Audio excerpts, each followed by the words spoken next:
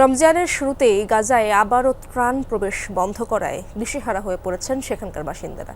যুদ্ধ বন্ধের আলোচনা না করে ত্রাণ বন্ধ করে দেয়াকে নিষ্ঠুরতম বলছেন ফিলিস্তিনিরা। খাবার নিতে ছুটছেন জাতিসংঘের ত্রাণ সংস্থা UNRW এর কেন্দ্রের দিকে।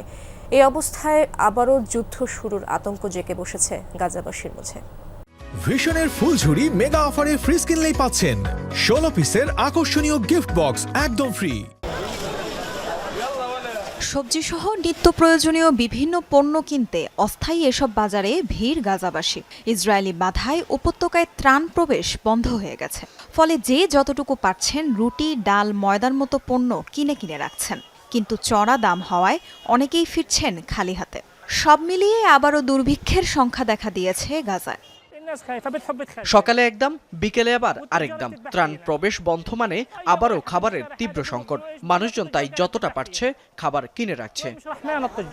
এক রোজা না যেতেই গাজায় আবারও ত্রাণ প্রবেশ নিষিদ্ধ করে ইসরায়েল। বন্ধ করে দেয়া হয়েছে সীমান্ত।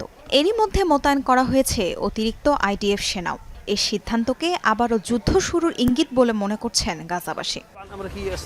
এক যুদ্ধে এমনিতেই আমাদের সব ধ্বংস হয়ে গিয়েছে। এদিকে নেতানিয়াহুর সাথে সুর না মেলানোর কারণে ওরা সব ক্রসিং বন্ধ করে দিয়েছে যাতে কোনো ত্রাণ প্রবেশ করতে না পারে।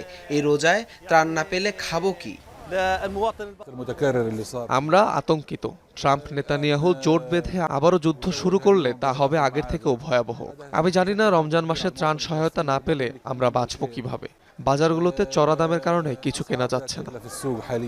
খাবার নিতেই জাবালিয়ায় ফিলিস্তিনি শরণার্থীদের সহায়তাকারী জাতিসংঘের ত্রাণ সংস্থা UNRW এর কেন্দ্রের দিকে ছুটে যাচ্ছেন বাসিন্দারা। চারদিকে ছড়িয়েছে আতঙ্ক।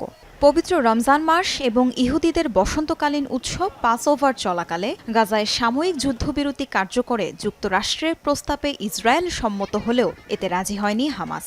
আর এতেই চটে গিয়ে আবারও গাজায় ত্রাণ প্রবেশ বন্ধ করে দিয়েছে নেতানিয়াহু প্রশাসন। তাজরিয়ান সোবহান, যমুনা নিউজ।